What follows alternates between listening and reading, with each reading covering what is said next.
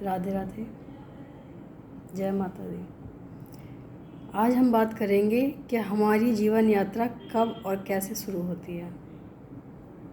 जन्म तो हमारा बहुत जल्दी हो जाता है, लेकिन जीवन यात्रा हमारी जब भी शुरू होती है जब हमें जीवन जीने का तरीका आता है। कितने लोग तो ऐसे होते हैं जो पैदा होके और बूढ़े भी हो जाते हैं, उन्हें यही पता नहीं होता है कि हमें जीना कैसे है। तो इसका मतलब ये नहीं होता है कि उनकी जीवन यात्रा को सफल नहीं माना जाएगा, क्योंकि जिस उद्देश्य से हम आए हैं अगर हम उस उद्देश्य को ही पूरा ना करें तो हम कैसे कहेंगे हमारी जीवन यात्रा सफल गई। जीवन यात्रा को सफल करने के लिए हमें अपने उद्देश्य को पहचानना बहुत ज़रूरी है। जन्म होता है, उसके बाद से हमारी श्वासें शुरू हो जाती हैं, क्योंकि जो हमें भगवान जब भेजते हैं तो श्वासें गिनती की भेजते हैं, देके कि इतनी श्वास तुम्हें हम दे रहे हैं, इतनी श्वास में तुम्हें अपने सारे कर्तव्य निभाने हैं, पूरे करने हैं, और अगर तुमने नहीं किया तो तुम्हारी मर्जी, लेकिन इतनी श्वासों के बाद हम तुम्हें वापस बुला लेंगे। और हम यहाँ आके करते क्या हैं, हम सब कुछ भूल जाते हैं। हमें लगता है कि हम किस लिए आए हैं, सिर्फ अपने लिए आए हैं। अपने लिए नहीं आए हैं, अपने जीवन को सुधारने के लिए आए हैं। जो कई योनियों से हम परेशान दुखी हो रहे हैं, वो सब संभालने के लिए हमें भगवान एक मनुष्य की योनि देता है, इंसान की योनि देता है। क्योंकि एक ऐसी यही योनि है जिसमें हमारे अंदर दिमाग है, जिसमें हम अच्छा बुरा सोच सकते हैं, लोगों का हित कर सकते हैं, अपना भी हित हम कर सकते हैं। बाकी जो योनियाँ होती हैं, जानवर हो, पक्षी हो, पशु हो, कीड़े मकोड़े हों, वो बुद्धिहीन होते हैं, तो वो अच्छा और बुरा नहीं सोच सकते हैं। तो अगर हमें अपना जीवन सफल करना है तो हमें अपने बारे में भी सोचना ज़रूरी है, और अपने बारे में सोच के अपना जीवन निर्वाह करना है। अपना परिवार भी देखना है, ऐसा नहीं है कि हमें परिवार से अलग रहना है। तो उसके साथ हमें क्या क्या करना चाहिए। भगवान कहते हैं कि तुम दो की इज्जत कर लो, मैं तुम्हें स्वतः ही मिल जाऊंगा, मेरे लिए एफर्ट्स मत करो। जो मैंने दो तुम्हें दिए हैं, बस उनकी सम्मान के लिए जो उनके बताए हुए मार्ग हैं उन पे चलो। तो वो दो कौन हैं? पहले हमारे माता पिता जिन्होंने हमें जन्म दिया, उनके बताए हुए आदर्श पे हम चलें, उनको कोई तकलीफ़ ना हो, ये हम कई बार बोल चुके हैं। और ये आजकल बहुत मुश्किल काम है लोगों के लिए, हर कोई नहीं कर सकता है, क्योंकि हर किसी को आज़ादी चाहिए। आज में बंधन कोई नहीं चाहता है, लेकिन जो संस्कार के साथ चलते हैं वो बंधन के साथ चलते हैं। जो बंधन के साथ चलते हैं वो गलत नहीं होते हैं, वो हर समय अपना सोच समझ के कदम उठाते हैं। तो जो सोचा समझा हुआ कदम होगा वो गलत नहीं होगा। तो हमें अगर माता पिता के आदर्शों पर चलने का मौका मिले तो बिल्कुल नहीं छोड़ना चाहिए। पहले गुरु हमारे माता पिता ही होते हैं, वही हमें शिक्षा देते हैं।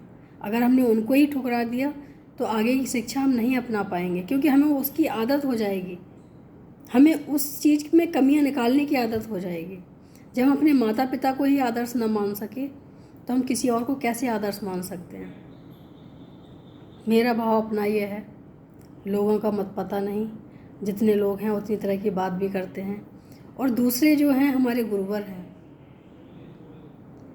माता पिता के बताए हुए मार्ग पे चलें, उसके बाद जो हमें गुरुवर मिलते हैं, अगर उनके मंत्र का जाप करें, उनके बताए हुए मार्ग पे चलें, और वो कहते क्या हैं हमसे, वो हमें बार बार नहीं बुलाते हैं, वो हमसे कुछ नहीं मांगते हैं, वो सिर्फ और सिर्फ ये कहते हैं कि जो मैंने तुम्हें दीक्षा दी है, जो मैंने तुम्हें संस्कार दिए हैं, उनका निर्वाह करो।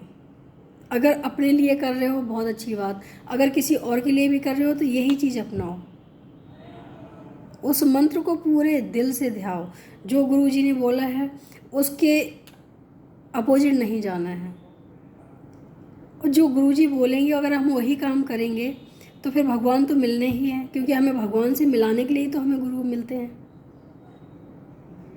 अगर हम गुरु की ही बात नहीं मानेंगे तो गुरु बनाने का फ़ायदा नहीं होता है, फिर उनका फिर कोई भी अस्तित्व नहीं होता है हमारे जीवन में। क्योंकि अगर हमें बात ही नहीं माननी है तो फिर माता पिता हों, गुरुवर हों, भगवान हों, कोई अस्तित्व नहीं है इनका। इन सबको मानने के लिए हमारे अंदर एक विश्वास पैदा होना चाहिए कि अगर हम इन दोनों की बात मानेंगे तो आगे हमें सफलता मिलेगी और भगवान हमें अपने आप ही मिलेंगे। क्योंकि गुरुवर वही रास्ता दिखाएंगे जिससे भगवान मिले। अगर हमने वो रास्ता अपना लिया तो भगवान हमें क्यों नहीं मिलेंगे? अवश्य मिलेंगे, लेकिन उसके लिए हमें वही कार्य करना चाहिए जिससे हमारे गुरु जी खुश हों और उनके दिए हुए मंत्र का दिल से जाप करें, उनके आज्ञा का दिल से पालन करें। ज़रूरी नहीं है कि उनके आश्रम जाना है, लेकिन ज़रूरी ये है कि उन्होंने जो बताया है हमें उसको सच्चे दिल से धारण करें और उसी के साथ जीने की कोशिश करें।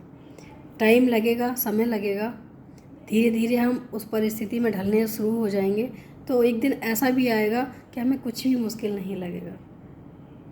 परिवर्तन करना मुश्किल थोड़ा सा होता है, क्योंकि जो हम हैं उससे बदलाव अगर हमें लाना है तो थोड़ा परिवर्तन के लिए समय की भी ज़रूरत पड़ती है। तो अपने आप को समय दें और थोड़ा सा बदलाव लाएं। जीवन में बदलाव बहुत कुछ कर सकता है, लेकिन बदलाव लाओ तो ही। अगर जीवन में बदलाव नहीं आया तो कुछ भी कर पाना बहुत मुश्किल हो जाएगा।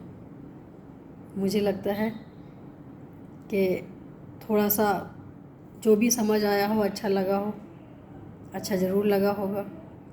और हाँ, एक चीज़ और कहना चाहेंगे कि अगर हम कुछ अच्छा कार्य कर रहे हैं उसके पीछे किसी न किसी की प्रेरणा ज़रूर होती है।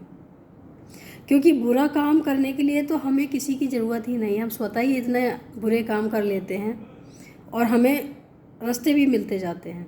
लेकिन जब हम कुछ अच्छा काम करने जाते हैं उसके पीछे किसी न किसी की प्रेरणा ज़रूर होती है। तो कभी भी हम अगर अच्छा काम करें तो ये सोच के बिल्कुल भी नहीं करना है कि ये हम कर रहे हैं, ये प्रेरणा दी जा रही है, कहीं ना कहीं से प्रेरणा दी जा रही है, उस प्रेरणा का हम निर्वाह कर रहे हैं।